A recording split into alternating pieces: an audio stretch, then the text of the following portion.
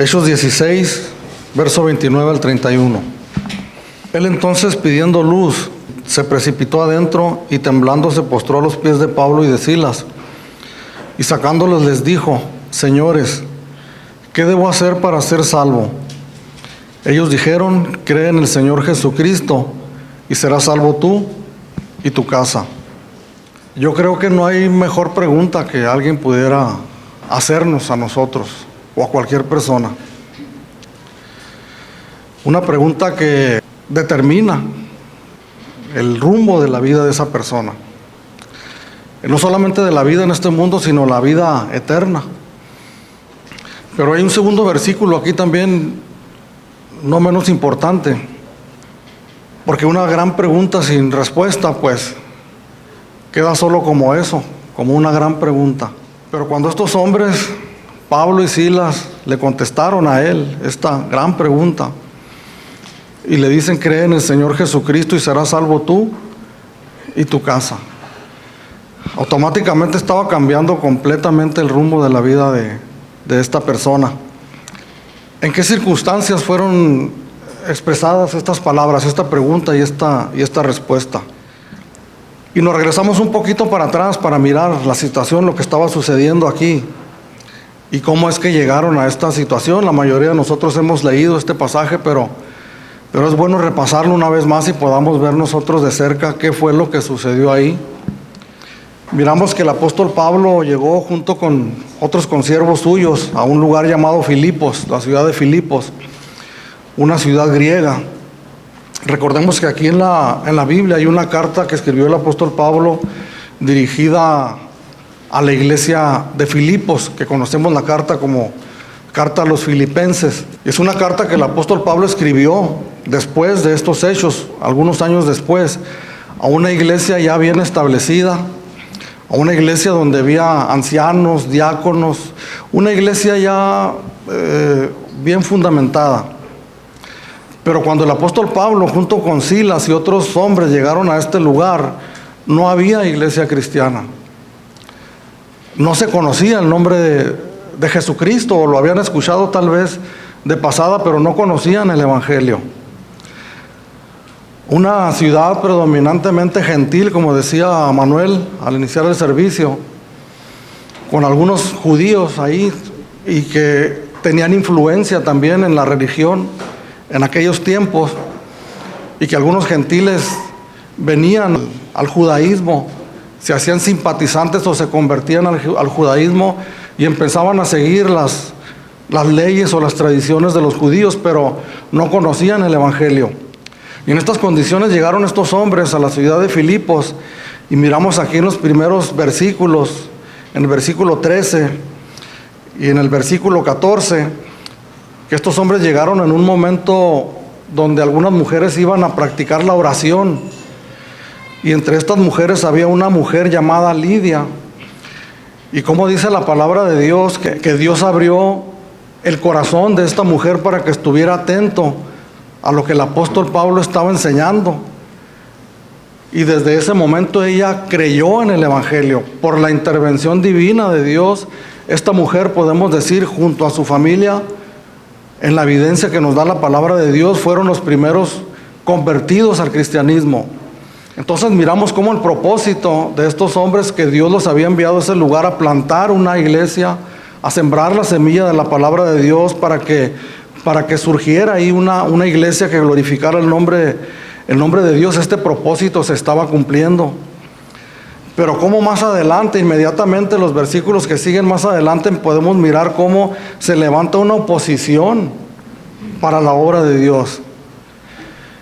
Y esto nos habla a nosotros que la obra de Dios no es fácil, y estamos mirando este contexto porque lo que vamos a mirar después, y como un adelanto de lo que vamos a ver, y que lo que miraron las mujeres ayer, nuestras hermanas el día de ayer, y lo que miramos nosotros los varones hace unas semanas atrás, que el hecho de creer en Jesús aparentemente es algo fácil, algo que no conlleva el menor esfuerzo.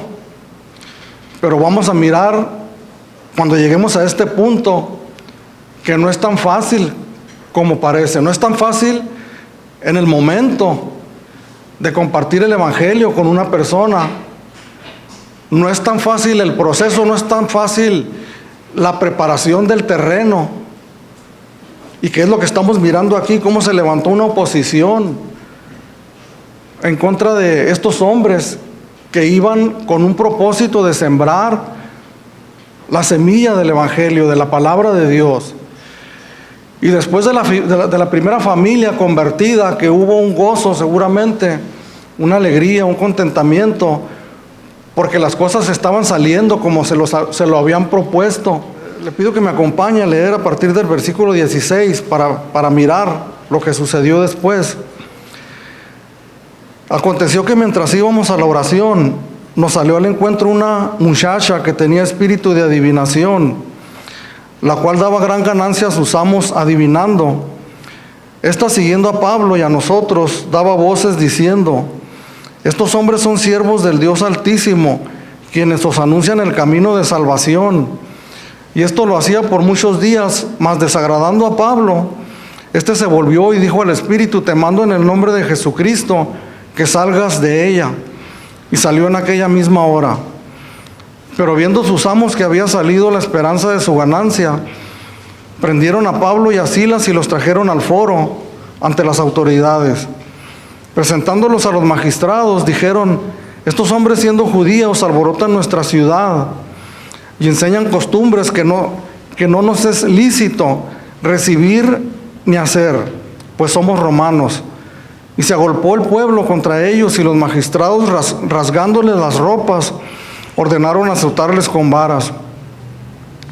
Después de haberles azotado mucho, los echaron en la cárcel, mandando al carcelero que los guardase con seguridad, el cual, recibido este mandato, los metió en el calabozo de más adentro y les aseguró los pies en el cepo. Pero a medianoche, orando, Pablo y Silas cantaban himnos a Dios, y los presos los oían. Entonces sobrevino de repente un gran terremoto, de tal manera que los cimientos de la cárcel se sacudían, y al instante se abrieron todas las puertas y las cadenas de todos se soltaron. Despertando el carcelero y viendo abiertas las puertas de la cárcel, sacó la espada y se iba a matar, pensando que los presos habían huido. Mas Pablo clamó a gran voz: no te hagas ningún mal, pues todos estamos aquí. En medio de estas circunstancias, podemos decir, de esta experiencia traumática que le sucedió a este hombre, el carcelero, es cuando surge la pregunta de él, cuando le habla a aquellos hombres y les dice: señores, ¿qué debo hacer para ser salvo? Pero estamos mirando que estos hombres fueron a predicar el evangelio, ¿verdad? Y las cosas empezaron a salir como ellos las habían planeado, como ellos esperaban, seguramente como ellos habían orado para que así sucediera. Pero como de repente se levanta una oposición, y como aquellos hombres, acabamos de leer, fueron arrojados a la cárcel, ¿no? En el versículo 23 dice: después de haberle azotado, en los versículos anteriores dice que los azotaron con varas. Y después de haberle azotado mucho, los echaron en la cárcel, mandando al carcelero que los guardase con seguridad. Entonces vino el carcelero, cuando recibió ese mandato, dice que los metió en el calabozo de más adentro. Y le repito que necesitamos ver qué clase de hombres eran estos. Porque la muchacha que el enemigo había usado, permitido por Dios para que sucediera estas cosas a estos hombres, ella misma estaba diciendo: estos hombres son siervos del Dios Altísimo, quienes os anuncian el camino de salvación. Y era un espíritu inmundo hablando a través de aquella muchacha, mas sin embargo lo que esa muchacha estaba diciendo a través del espíritu inmundo era una gran verdad. Porque estos hombres verdaderamente eran siervos del Dios Altísimo, quienes anunciaban el camino de salvación, y que tenían un propósito en aquella ciudad, pero empezaron a suceder cosas adversas a ellos. Los metieron a la prisión, a lo más profundo de la prisión, después de haberlos azotado con varas. Los amarraron en el cepo, más o menos en esta postura incómoda, abiertos completamente de piernas y de brazos.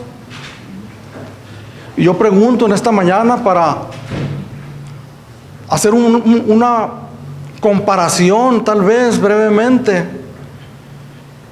entre estos siervos de Dios y nosotros, que nos consideramos siervos de Dios también, y que seguramente tenemos un propósito por el cual Dios nos llamó a sus caminos. El propósito principal que el Señor nos llamó es a la salvación, a conocerle a Él como Señor y Salvador, como lo hizo con cada uno de ellos, como lo hizo con el apóstol Pablo.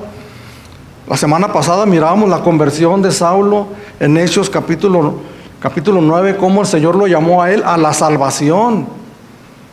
Pero después le dice, instrumento este me es útil para llevar mi mensaje delante de gentiles, de reyes, de príncipes. Pero también le dice, yo le mostraré cuánto le es necesario padecer por mi nombre. Entonces, a medio trabajo en la obra del Señor, suceden estas cosas en la prisión, en lo más profundo de la prisión. A medianoche, cuando todos nosotros quisiéramos estar descansando, estos hombres estaban amarrados, pero como miramos este versículo tan tremendo, que a veces lo usamos para abrir un servicio de alabanza o de adoración, o que a veces lo usamos como un ejemplo de lo que nosotros debemos de hacer en medio de las tribulaciones y dificultades. ¿Qué necesitamos nosotros para adorar a Dios? ¿Qué necesitamos nosotros? Porque dice que ellos estaban, pero a medianoche orando, Pablo y Silas cantaban himnos a Dios y los presos los oían. ¿Qué necesitamos nosotros? Ahora si usamos un poquito la imaginación para poder mirar esos momentos en donde ellos estaban ahí, cómo estuvieran cantando, cómo estuvieran orando y alabando al Señor. ¿Con qué ánimo? ¿Con qué emoción? Porque la emoción va incluida también dentro de la adoración. Cuando ellos no podían aplaudir, no podían levantar sus manos voluntariamente, cuando estaban amarrados literalmente. Pero podemos imaginarnos a estos hombres cantando y adorando con un fervor íntimo tremendo. A veces hemos venido a la iglesia con problemas difíciles y no los quiero minimizar, pero que no sentimos muchas ganas de adorar o de cantar al Señor o de orar a Él. Pero cómo miramos a estos hombres, hermanos, que sin importar las circunstancias en las que ellos se encontraban verdaderamente, ellos comenzaron a adorar a Dios. Ellos tenían lo principal en su corazón, que era una enorme gratitud por lo que Dios había hecho en ellos. Ellos sabían que podían padecer por causa de lo que estaban haciendo. Ellos sabían que estaban dentro del propósito de Dios y que seguramente Dios iba a usar aquellas circunstancias para que su nombre fuera glorificado y para que el propósito por el cual ellos estaban ahí pudiera lograrse de una manera maravillosa. Y el versículo 26 dice que sobrevino de repente un gran terremoto. Dice, de manera que los cimientos de la cárcel se sacudían y al instante se abrieron las puertas y las cadenas de todos se soltaron. Entonces aquí viene las circunstancias en las que se encontraba el carcelero. Hemos mirado a los hombres de Dios que estaban sirviendo a Dios en obediencia a Él, que sin importar las circunstancias ellos no renegaron, no dijeron hasta aquí llegamos, esto se acabó, en cuanto salga, Señor, sácame de aquí, en cuanto salga yo me voy a regresar a mi casa, voy a abandonar lo que estoy haciendo, voy a dar media vuelta y me voy a regresar. Estamos mirando el carácter de estas personas, de estos siervos de Dios, que fueron fieles al mandato del Señor para llegar a ese punto donde aquel hombre hizo esta pregunta y ellos respondieron esa pregunta. En el verso 27 dice, despertando el carcelero, viendo abiertas las puertas de la cárcel, sacó la espada y se iba a matar, pensando que los presos habían huido. La cárcel en donde estos hombres se encontraban, ahí mismo vivía el carcelero de Filipos. Tenía su casa y seguramente en los sótanos estaba la cárcel y este hombre estaba dormido. cuando sucedió aquel terremoto. Por el impacto del terremoto, aquel hombre se despertó. Y en medio de la oscuridad lo que pudo él ver fueron las puertas abiertas de la prisión, las cadenas sueltas. Entonces la responsabilidad de este hombre era precisamente resguardar a los presos que estaban ahí para que no se escaparan. Y el precio para él de si los presos se llegaban a escapar seguramente era la propia vida de él. No le iba a ir bien a este hombre. Entonces por eso dice que cuando él se dio cuenta de estas cosas, dice que sacó la espada y se iba a matar pensando que los presos habían huido. Entonces la experiencia de este hombre fue una experiencia traumática en lo que estaba sucediéndole a él. Muy difícil a la experiencia de Lidia. Y que en el estudio que estamos llevando, dice ahí la conversión fácil, ¿verdad? Entre comillas, la conversión fácil, entre comillas, de Lidia. Porque ella estaba en una reunión de oración. Estaba en un lugar tranquilo, apacible, junto al río, orando. Cuando Dios intervino y abrió su corazón para que ella entendiera el mensaje de la palabra de Dios. Fácil entre comillas, porque ninguna conversión es fácil. Las circunstancias de todos nosotros son difíciles, son distintas. La manera en que cada uno de nosotros llegamos a los pies de Jesucristo fue de manera distinta. Tal vez algunas son similares a otras, pero ninguna es idéntica a la otra. Son circunstancias distintas. Y lo podemos mirar aquí en este mismo capítulo, las circunstancias de esta mujer, que seguramente, como sucede en todos nosotros, al abrir nuestro entendimiento al Señor y hacernos ver que somos pecadores, que no somos tan buenos como nosotros creíamos, y que esta mujer estaba según siguiendo a Dios, cuando ella se dio cuenta que no era verdaderamente así, fue traumático para ella. Pero en sus circunstancias internas, pero en las circunstancias externas en las que ella estaba no fueron tan difíciles. Pero hay algunos que vienen a los caminos del Señor en medio de circunstancias bien difíciles, bien traumáticas, en medio de la pérdida de un ser querido, en medio de la enfermedad personal o de la enfermedad de un familiar, en medio de problemas emocionales difíciles, en medio de un proceso de divorcio, de separación, circunstancias dramáticas por las que uno considera la posibilidad, tal vez, de acercarse a Dios, de volverse a Dios. Empieza uno a considerar la posibilidad de buscar a Dios. Humanamente hablando, uno lo empieza a considerar porque las circunstancias dramáticas, difíciles en la vida nos empujan de alguna manera a buscar una solución. Mas sin embargo, cuando el apóstol Pablo lo miró, dice que clamó a gran voz diciendo: no te hagas ningún mal, pues todos estamos aquí. Entonces el carcelero, dice, pidiendo luz, se precipitó adentro y temblando se postró a los pies de Pablo y de Silas. O sea que esa situación dramática, ese temor de él por lo que había sucedido, ya no estaba ahí. Ya se había dado cuenta que ese peligro había pasado. Quiere decir que no fueron esas circunstancias las que llevaron a este hombre a buscar a Dios. ¿Y por qué decimos esto? Porque hay circunstancias en las cuales las personas comienzan a acercarse a Dios con sus propios esfuerzos. Problemas, como mencionábamos hace un momento, en medio de un divorcio, de una separación difícil, dura, traumática para él o para ella, comienzan a asistir a una iglesia, a una congregación. Entonces, tal vez con otras palabras, ellos comienzan a preguntar: ¿qué puedo hacer para salir de esta situación? ¿Qué puedo hacer para ser salvo?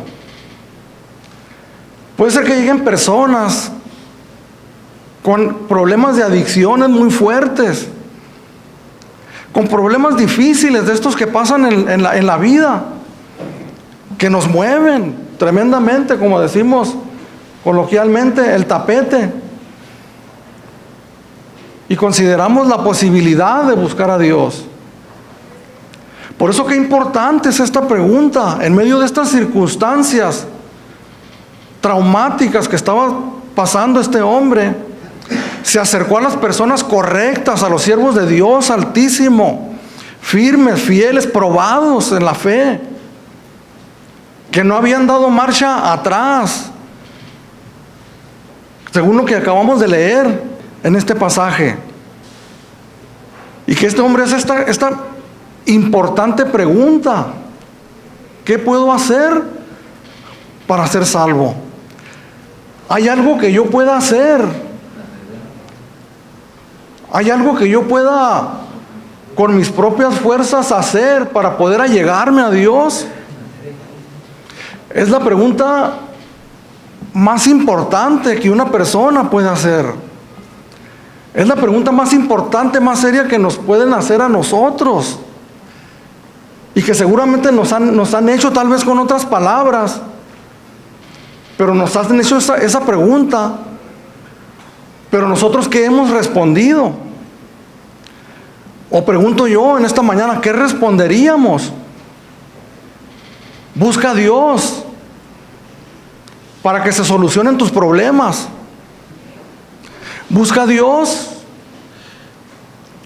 y tu matrimonio se va a restaurar, porque yo conozco, porque fulanos, porque sutanos. Deja de tomar, deja de beber. Intérnate en un centro de rehabilitación. ¿Cuántas respuestas equivocadas, aparentemente correctas? Pero en el centro de lo que este hombre estaba preguntando, nosotros estábamos enviando o enviamos a las personas a una dirección completamente diferente de lo que la palabra de Dios dice que es el camino de la salvación. Pero ¿qué respondieron estos hombres en el versículo 31? Ellos dijeron: cree en el Señor Jesucristo y serás salvo, tú y tu casa. Entonces es ahí donde viene la otra pregunta que nos hacemos, o que las personas hacen cuando ellos escuchan esta respuesta. Pues nada más creer. Únicamente tengo que creer en Jesús para ser salvo. La semana pasada estuvimos hablando acerca de la conversión de Saulo, si usted se acuerda, y estuvimos profundizando acerca de esta gran obra que Dios hace en la vida de las personas, llamada conversión, llamada nuevo nacimiento. Y decíamos que hay un mensaje, ¿verdad?, específico que las personas tienen que escuchar. Hablamos de que el Evangelio es profundo, es amplio, que habla de muchas cosas, pero que hay un mensaje específico que las personas tienen que escuchar para poder ser salvas. Y este mensaje consiste de unas partes sencillas que están en la Escritura y que nos dicen simplemente que todos nosotros somos pecadores y que estamos destituidos de la gloria de Dios, que hemos perdido la comunión con Dios por causa de nuestro pecado y que seguramente nos vamos a perder por una eternidad, pero que hay una buena noticia, que Dios envió al mundo a su Hijo Jesucristo para pagar por ese pecado que nos separa de Dios,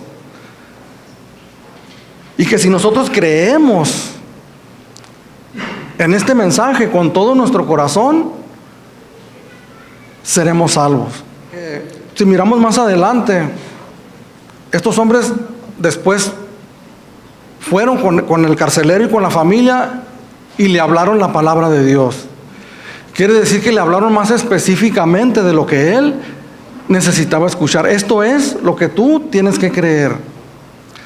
Entonces hablábamos la semana pasada que muchas personas pueden creer en la historia del Evangelio, y que no solamente pueden creer, sino que se la pueden saber de memoria y la pueden inclusive repetir. inclusive la pueden predicar, mas sin embargo no ser salvos. Porque de lo que estábamos hablando es de una plena, completa y total confianza en Dios. ¿Por qué se acerca el carcelero con aquellos hombres y les hace esta importante pregunta? Porque él observaba y miraba que aquellos hombres verdaderamente eran siervos de Dios. Porque miraban el testimonio en la vida de aquellos hombres que ellos confiaban plenamente en el Señor Jesucristo. Al momento de estar presos, amarrados, sufriendo tremendamente en el calabozo y dentro de esa prisión, adorando, cantando y orando al Señor, no es por otra cosa, sino por una gran confianza en el Dios en el que ellos habían creído. Y que si nos vamos hacia el Antiguo Testamento, en aquellos 3 hombres que fueron arrojados a la fosa de los leones, y que ellos dijeron: nos libre Jehová o no nos libre, no nos postraremos para adorar a tus dioses, a los cuales ellos se habían negado a adorar. Entonces podemos mirar una confianza, y hablábamos que la fe o el creer podemos explicarlo de una manera más profunda cuando nosotros usamos la palabra confiar, que nosotros hemos confiado nuestra vida completamente en las manos del Señor Jesucristo, que nosotros creemos con todo nuestro corazón lo que el Señor Jesucristo dice en su palabra y lo que el Evangelio nos dice acerca de Él. Que cuando Jesús dice: yo soy el camino, la verdad y la vida, y nadie viene al Padre si no es por mí, nosotros abrazamos esa palabra con todo nuestro corazón y confiamos, y decíamos no a ciegas en esa palabra, sino que confiamos porque hemos entendido y hemos comprendido la palabra de Dios, y porque el Señor ha venido y ha iluminado nuestro entendimiento para que nosotros podamos poner nuestra confianza en ello. Nosotros como cristianos, el cristianismo bíblico, el cristianismo histórico, el cristianismo que nos habla la palabra del Señor, es la única fe, la única creencia que piensa esto. Somos los únicos que tenemos una fe que cree que podemos ser salvos por el único hecho de creer en Jesús como nuestro Señor y como Salvador. El resto de todas las religiones, no importa el nombre que nosotros mencionemos en esta mañana, y podemos mencionar muchos nombres de religiones, sectas, ideologías que hay en este mundo. Todas ellas confían en lo que el ser humano puede hacer para alcanzar el favor de Dios. Algunas, inclusive algunas llamadas cristianas, ponen su confianza en Jesús como el Señor y Salvador, más obras de justicia que yo pueda hacer para poder alcanzar esa salvación.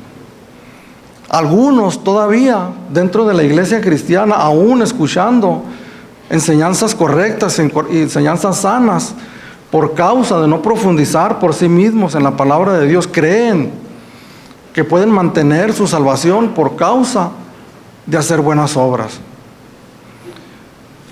Pero esta palabra clave, esencial, que está puesta en el centro, que estos hombres le contestaron, el creer, el confiar en Jesús, es suficiente para nuestra salvación. El apóstol Pablo escribió y dice: Él os dio vida a vosotros cuando estabais muertos en vuestros delitos y pecados. ¿Por qué nosotros no podemos hacer nada para alcanzar el favor de Dios? ¿Qué entendemos nosotros cuando dice aquí la Escritura, cuando dice Él os dio vida a vosotros cuando estaban muertos en vuestros delitos y pecados? Y luego en el verso 5, cuando dice: aún estando nosotros muertos en pecados, nos dio vida juntamente con Cristo. Por gracia sois salvos. ¿Qué es lo que nosotros entendemos cuando el escritor utiliza esta palabra extrema y al llamar que nosotros estábamos muertos en nuestros delitos y pecados? Pues que espiritualmente nosotros no podíamos responder de ninguna manera a las demandas de Dios, de justicia, de santidad, que nosotros no podemos responder a lo que Dios pide del ser humano, simple y sencillamente porque espiritualmente estamos muertos. Y eso nosotros lo podemos comprobar cuando nosotros no conocíamos al Señor como Salvador. Y pensemos nosotros un momento cuando pensábamos en nuestra vida religiosa o en lo que nosotros creíamos. Simplemente era una creencia, algo que nosotros heredamos o que nos enseñaron desde pequeños, o algo que adquirimos nosotros durante la vida, pero que cuando se trataba, que nosotros percibíamos de lo que se trataba la vida con Dios, de que se requería una búsqueda en serio, un compromiso, un aprendizaje, un comportamiento, simple y sencillamente nosotros nos sentíamos impotentes, dábamos la media vuelta y nos alejábamos porque no podíamos responder. Y porque hay mucha gente que no responde al Evangelio. Me puedo aventurar a decir en esta mañana que tal vez algunos de los que están aquí sienten que no pueden responder favorablemente a las demandas de Dios, que se sienten ajenos, ¿verdad? Que está en la adoración y dicen, ¿por qué yo no me puedo deleitar? ¿Por qué no siento ese deseo? Porque es algo de la congregación y voy a vivir mi propia vida. He escuchado la palabra y sé de lo que se trata y mi vida no puede embonar ahí. Pues es simplemente esa gran verdad, que están muertos espiritualmente en los delitos y pecados y no puedes responder a Dios. Cuando este hombre preguntó y dijo, ¿qué puedo hacer para ser salvo? Este hombre ya venía tocado por Dios. Cuando un hombre y una mujer llegan ya así como llegó este hombre delante de estos siervos de Dios, una vez que se dio cuenta que su vida no corría peligro porque lo que más temía él no había sucedido, sin embargo ese momento traumático, Dios usó esa circunstancia para llevarlo a él a meditar en su mayor necesidad, que era la falta de Dios en su vida, la falta de seguridad de qué sería de él el día que partiera de este mundo. Entonces miramos el accionar de Dios cuando obró con Lidia y que dice que abrió el corazón de ella. Entonces también abrió el corazón de él para que pudiera entender su gran necesidad. Entonces llegó a tientas con lo que él en ese momento estaba recibiendo ya la vida de Dios. Y hizo esta gran pregunta motivado por Dios: ¿qué puedo hacer? Y eso me lleva a mí a recordar las palabras de aquellos hombres cuando el apóstol Pedro y Juan terminaron de predicar en Hechos capítulo 2. El Evangelio, el centro del Evangelio de salvación, hablándole a aquellos hombres que eran pecadores, que ellos habían crucificado al Señor de la gloria. Y dice que la respuesta de ellos, compungidos de corazón, compungidos quiere decir golpeados en su corazón, llegaron con aquellos hombres y le dijeron: varones hermanos, ¿qué haremos? Hay gente que está tocada por Dios, que Dios está obrando y que hay un pueblo, una iglesia que tiene que hacer su trabajo bien, que lo lleva delante de sus siervos, de sus hijos, para que nosotros les demos una respuesta y les digamos: cree en el Señor Jesús, se los digamos bien, los tomemos aparte y les expliquemos las escrituras como son, y no les señalemos un camino equivocado diciéndoles que si se rinden al Señor, el Señor va a solucionar sus problemas. Cuando Dios obra en la vida de las personas van a tientas buscando una respuesta.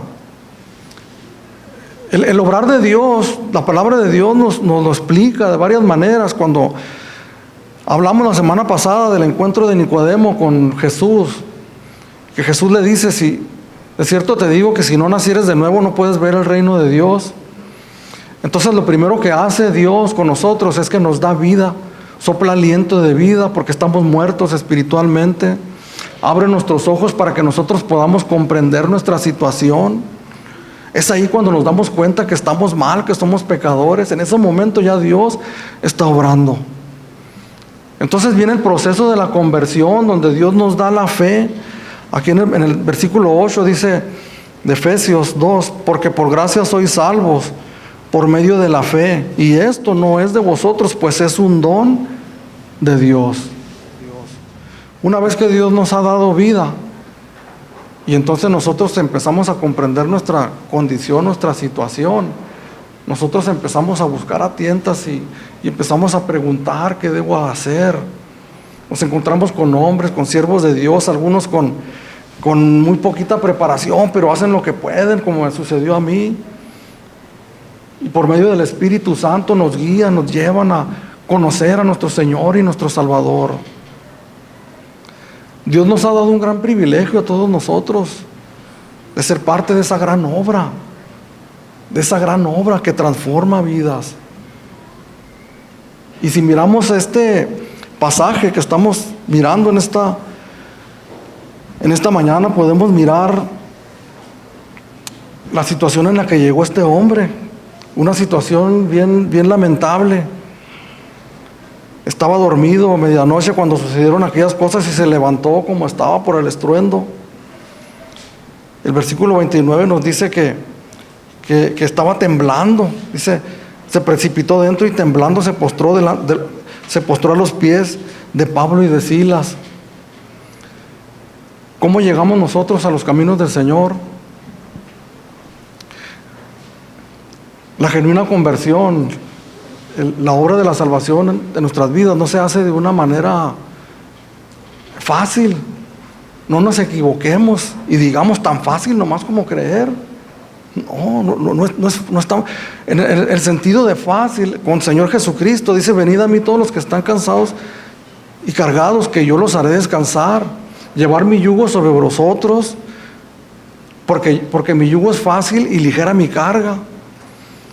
El Señor Jesús se está refiriendo que en comparación con los esfuerzos humanos que muchas personas en aquel tiempo querían hacer, cargando un costal de mandamientos y de leyes que simple y sencillamente no podían cumplir, el Señor les dice: déjenme mi carga, tomen mi yugo. Mi yugo es fácil en comparación de eso. Pero el yugo es la obediencia a Dios, la obediencia incondicional de seguir al Señor Jesús a donde quiera que Él nos lleve. Y Él, tomándolos en aquella misma hora de la noche, les lavó las heridas, y enseguida se bautizó Él con todos los suyos.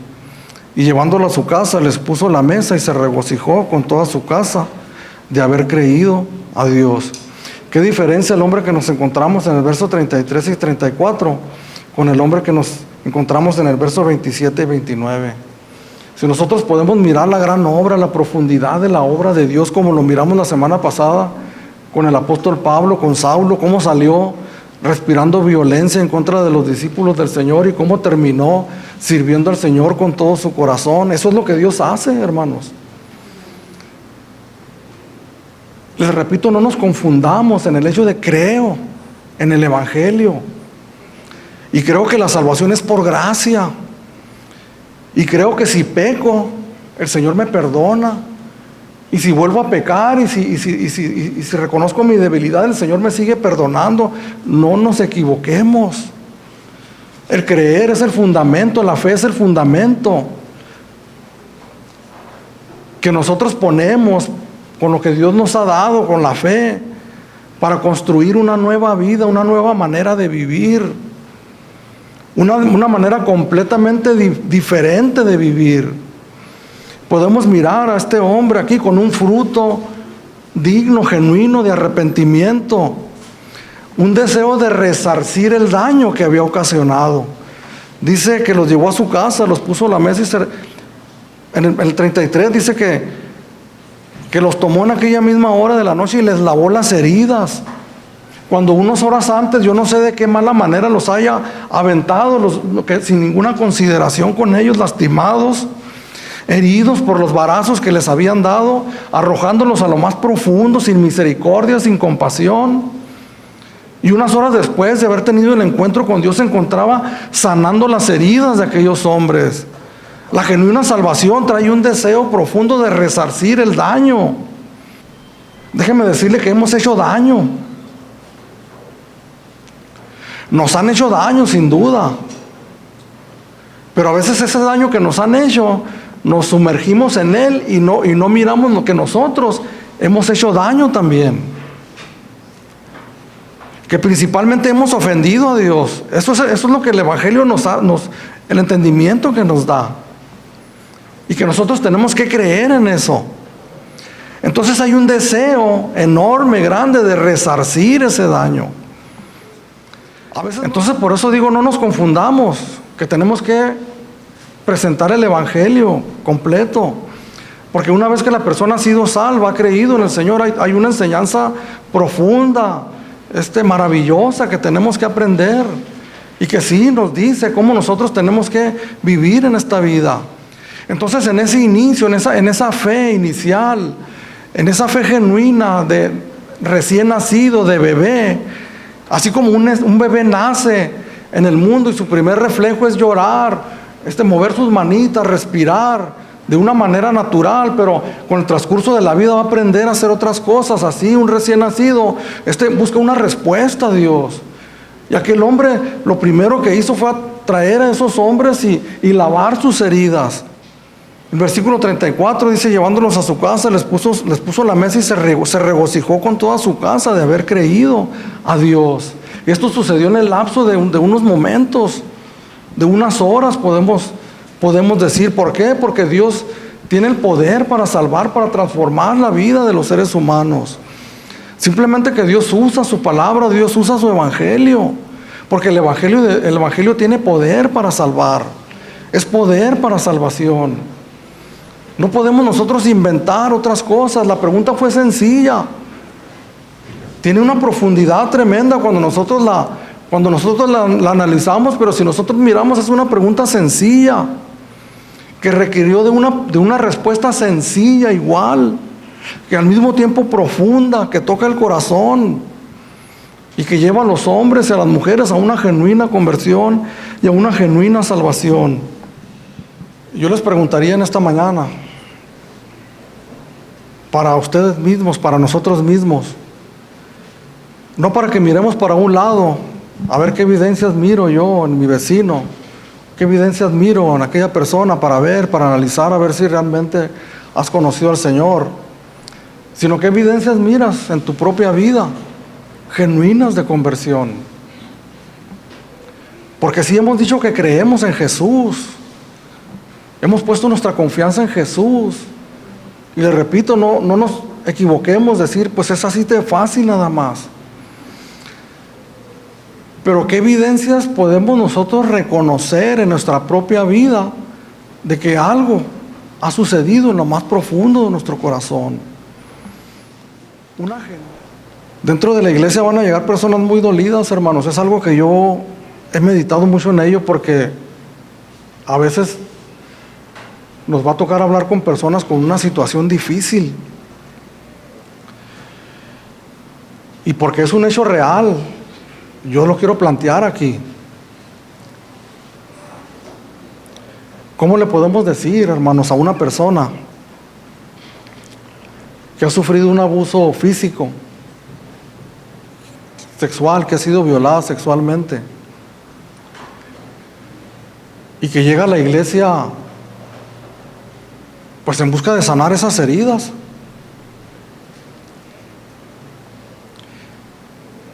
Y que nos haga esa pregunta, ¿qué puedo hacer?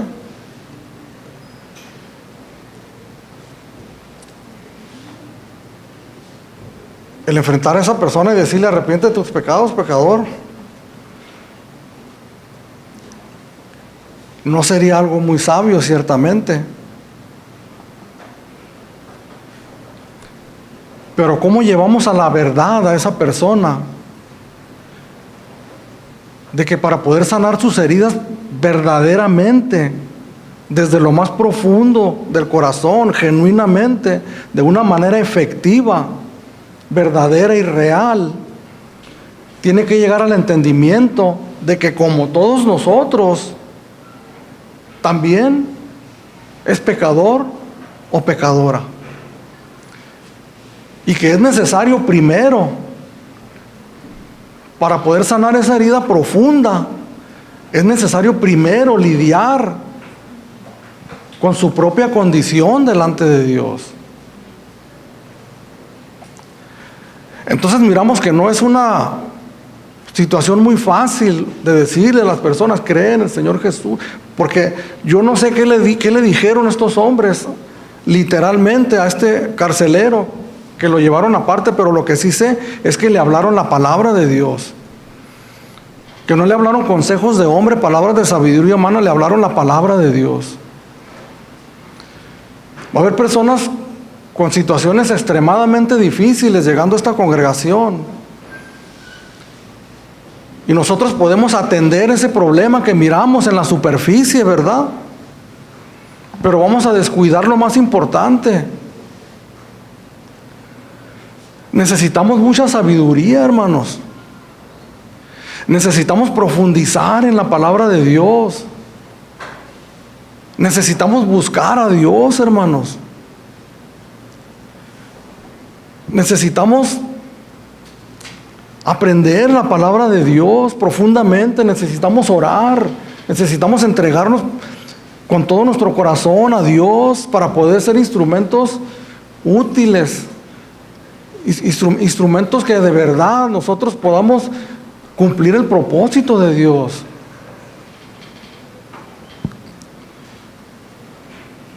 El mayor problema, hermanos, podemos decirlo bíblicamente, tenemos que desarrollarlo, tenemos que entenderlo, tenemos que saber cómo hablarlo, pero el mayor problema realmente del mundo no son esos problemas que nosotros miramos, violaciones, asesinatos. Es verdad, cuántas mujeres están siendo asesinadas. Miramos mujeres jovencitas, 14, 15 años, pienso en mi nieta, en Sara, carambas, qué terrible. Pero el mayor problema es lo que está detrás de eso, lo que da aliento y da vida a todo eso, que es el pecado de todos nosotros. Y que ese es un problema que Jesús solucionó en la cruz del Calvario. Y que ese es un problema muy serio que se va a solucionar en cada persona cuando esa persona escuche la verdad de Dios. Terminamos con un texto que está en Tito capítulo 2, verso 11 al 14. Porque la gracia de Dios se ha manifestado para salvación a todos los hombres, enseñándonos que renunciando a la impiedad y a los deseos mundanos, vivamos en este siglo sobria, justa y piadosamente, aguardando la esperanza bienaventurada y la manifestación gloriosa de nuestro gran Dios y Salvador, Jesucristo, quien se dio a sí mismo por nosotros para redimirnos de toda iniquidad y purificar para sí un pueblo propio, celoso de buenas obras. Y termina el verso 15 diciendo, esto habla y exhorta, reprende con toda autoridad, que nadie te menosprecie. Entonces la gracia de Dios se ha manifestado para salvación a todos los hombres, a todos los seres humanos, mujeres, hombres, jóvenes, niños que puedan entender el Evangelio. Y nos enseña que esa gracia se ha manifestado para que nosotros podamos ser salvos, para que podamos huir de las consecuencias del pecado en este mundo y podamos también ser salvos de la ira venidera. Y que esa salvación viene a nosotros cuando nosotros creemos en Jesús como nuestro Señor y como nuestro Salvador. Esa es una parte muy importante del Evangelio. Pero la otra parte muy importante son las implicaciones de esa fe que nosotros hemos confesado en ese momento. Dice el verso 12, esa misma gracia que nos lleva a la salvación, esa misma gracia nos enseña. ¿Qué nos enseña? Que debemos de renunciar a la impiedad y a los deseos mundanos. Que debe de haber una renuncia a nuestras vidas de esos deseos que hay en esta naturaleza pecaminosa. Dice, para que vivamos en este siglo sobria, justa y piadosamente, aguardando la esperanza bienaventurada y la manifestación gloriosa de nuestro gran Dios y Salvador Jesucristo. Entonces la vida cristiana es maravillosa, es tremenda, hermanos. Para nada aburrida, para nada estática. Es un aprendizaje continuo, es una emoción tremenda llegar a la salvación, creer en Jesús, el poder experimentar esa situación traumática dentro de nosotros cuando el Señor nos muestra nuestra condición y al mismo tiempo nos extiende su mano para sacarnos de ahí. Dice que este hombre estaba gozoso, llevó a aquellos hombres a su casa y les dio de comer, los sacó de la prisión y los llevó a su casa y gozoso con ellos. Ahora eran una familia, eran un cuerpo en Cristo. Se fue formando la iglesia. Acuérdense que estaba Lidia, que estaba su familia. Se formó una iglesia maravillosa que glorificaba al Señor. Si leemos la carta a los Filipenses, podemos mirar que con justa razón le llaman la carta del gozo. Como el apóstol Pablo le dice: gozaos y volveos a regocijar. Porque el propósito de Dios se cumplió cuando ellos fueron a sembrar esa pequeña semilla ahí. Pero no es fácil, hermanos. Fue necesario hombres, siervos de Dios, dispuestos a todo. Literalmente, hermanos, a todo. ¿A qué estamos dispuestos nosotros? En los caminos del Señor, déjame decirte que si no estás dispuesto a todo, tienes que reconsiderar la fe en la que tú has dicho creer. Yo he pasado por ahí, hermano. Una enfermedad, una situación difícil y ya está uno queriendo. Yo creo que lo voy a hacer para un lado. Si eso llegara a suceder, eso significa que esa no es la fe que Dios nos da. La fe que Dios nos da es una fe inquebrantable, firmes, que nos hace hombres y mujeres de Dios. Se requiere que la gente mire, hermanos, así como el carcelero miró la convicción de aquellos hombres. Fíjese la situación en la que él llegó, dice que se cayó postrado de rodillas delante de ellos.